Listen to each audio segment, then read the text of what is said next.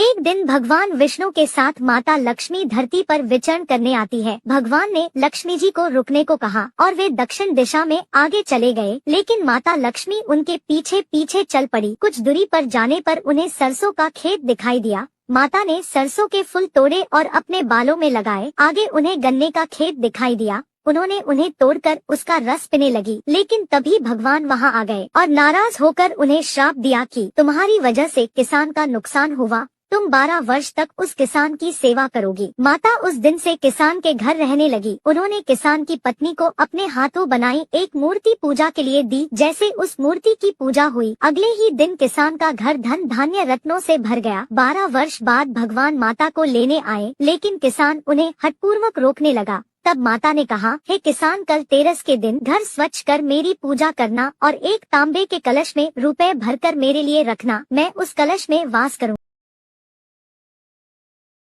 बन गया। आज रात सबको भूखे पेट सोना था, इसलिए आज उसे कोई भी काम नहीं मिला और हर स्टोरी की तरह यहाँ भी राजू ने लाला दुकानदार से उधार राशन लाया। लेकिन खाना खाने बैठे ही थे कि तभी एज यूजुअल एक अंधी भिखारन खाना मांगने आई। ज्यादा खाना कोई खाता नहीं, लेकिन आज सबकी एग्जाम थी तो उसने सब खाना खा लिया। अगले दिन भी राजू को काम नहीं मिला, क्योंकि आज उसे भिखारन जादू दिखाने वाली थी। तो एज पर स्टोरी नीड भिखारन घर पर आए। सबका रोना धोना होने के बाद भिखारन ने अपना पात्र निकाला और हट के डायलॉग मारा, मैं गंजी चुड़ैल हूँ। उस दिन तुमने ट्रीट दी थी, आज की ट्रीट मेरी तरफ से। इससे तुम जो चाहे खाना मांग सकते हो। उसी से सबने खाना मांगा और सबने पेट भरकर खाना खा लिया।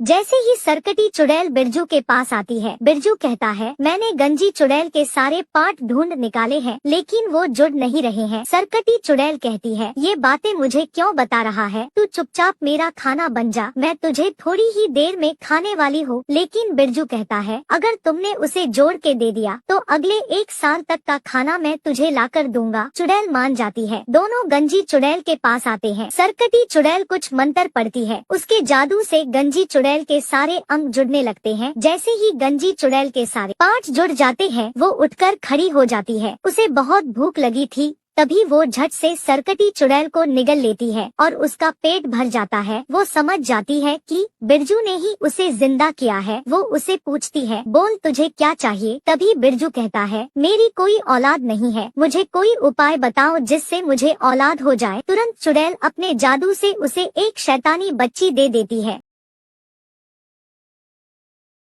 एक दिन गंजी चुड़ैल बिरजू के होटल में मछली खाने आती है। बिरजू उसे एक मछली दे देता है। चुड़ैल उसे खा लेती है, लेकिन जाते समय वो वहाँ एक जादुई मछली रखकर चली जाती है। जब बिरजू उसे पैसे मांगता है तो चुड़ैल उसे मछली दिखाती है और उसे कहती है, मैंने मछली तो खाई ही नहीं। चुड़ैल वहाँ से चली जाती है। जब बिरजू मछली के पास आने लगता है, तभी वो मछली अचानक बड़ी होने लगती है। थोड़ी ही देर में वो इतनी बड़ी बन जाती है कि वो सीधे बिरजू को ही निगल लेती है और फिर हवा में उड़ने लगती है। थोड़ी ही देर में मछली जंगल में चली जाती है।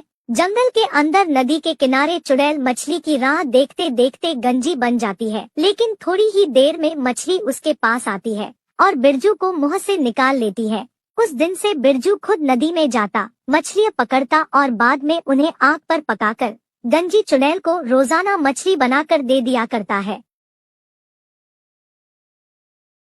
एक दिन गंजी चुड़ैल को एक लड़की का ड्रेस बहुत पसंद आता है। वो उसे उसकी ड्रेस मांगती है। लड़की उसका गंजा सर देख हंसने लगती है। ये देख चुड़ैल उसे अपने जादू से चूहिया बना देती है। वो लड़की चूही बनकर एक बाबा से मदद मांगने जाती है, लेकिन बाबा कहते हैं, अगर हंसने की बजाय ड्रेस का पता बता देती तो ये नौबत नहीं आती थी। अब चुड़ैल ही तुम्हारी मदद कर सकती है। चूहिया दुकानदार के पास जाती है और ड्रेस मांगती है, लेकिन वो उसे 1 महीने तक काम करने को कहता है। चूहिया 1 महीने तक अपने दांतों से कपड़े सिलाई का काम करती है। उसके बाद दुकानदार उसे एक ड्रेस दे देता है। चूहिया उस ड्रेस को चुड़ैल के पास ले आती है। चुड़ैल उसे पहनकर बहुत खुश होती है और फिर वहाँ से उड़ जाती है। बेचारी चूहिया चुड़ैल को आवाज देने लगती है, लेकिन वो दूर निकल जाती है। उसे बहुत भूख लगी होती है। तभी जमीन पर एक लड्डू दिखता है। जैसे ही वो उसे खाती है, वो फिर से अपने असली रूप में आ जाती है।